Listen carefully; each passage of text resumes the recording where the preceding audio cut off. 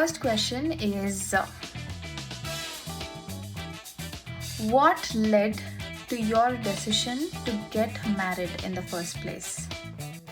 I was in love, and at that age, I probably thought that marriage was my happily ever after. Not denying it is for many, I'm sure. But for me, it was an eye opener or a milestone in self discovery, I would say. Second question is how did you navigate the decision to get divorced?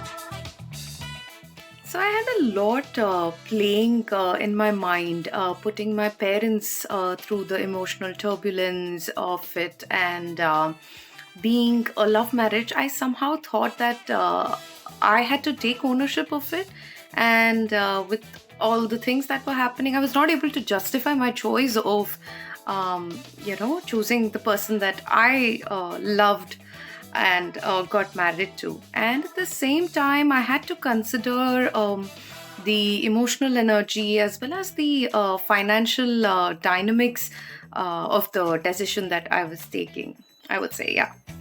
Your third question is what has been the most challenging part in this process of divorce for you? I would say it was definitely the tsunami of emotions. Seeing a relationship that was so dear to you just be toned down to shackles and reduced to a mere decision in the court. I think that was what was the most challenging part. At the same time, I think subconsciously I also had the fear of the societal acceptance, of the decision and how I would lead my life after that. Yeah.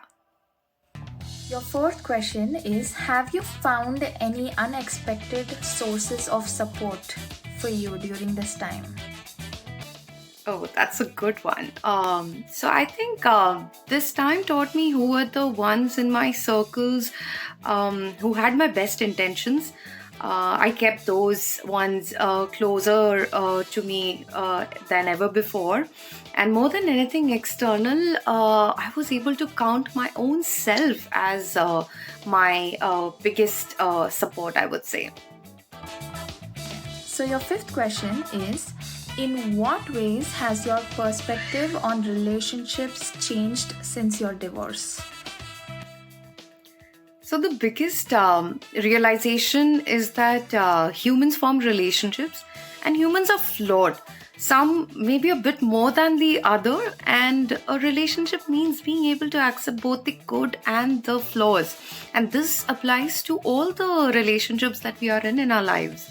Uh, all humans are flawed.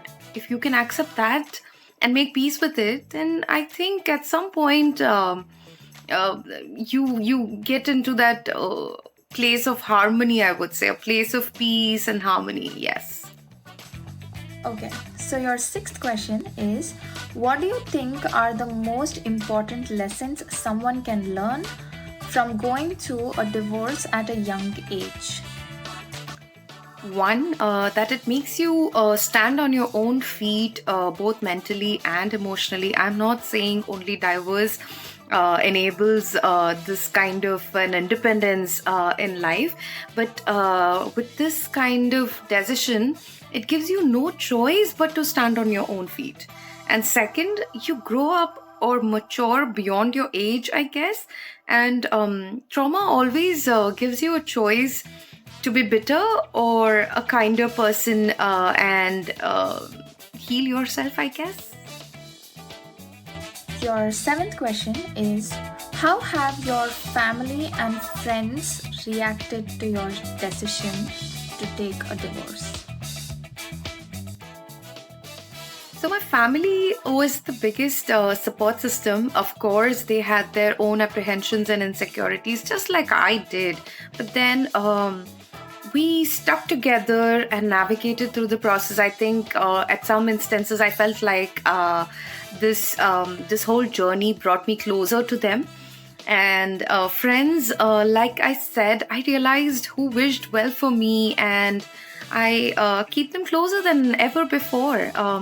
At least now I know that at the end of the day, if I pick up my phone, who I have to message and or who I have to call and be in touch with. Your eighth question is, are there any misconceptions you have encountered about divorce that you would like to address? So the biggest misconception is that there is no life after divorce, especially for a woman. I would say that's the biggest misconception, because if you have the will and the courage, nothing can stop you. You lived so many years, before the marriage without this person in your life, and you will learn to live without them as well. It's just a matter of trusting your healing powers and the process. Your ninth question, and I think this is an answer I've been waiting for, because I really want to know what happened after the divorce. So, your ninth question is, how has the divorce impacted your future plans or goals?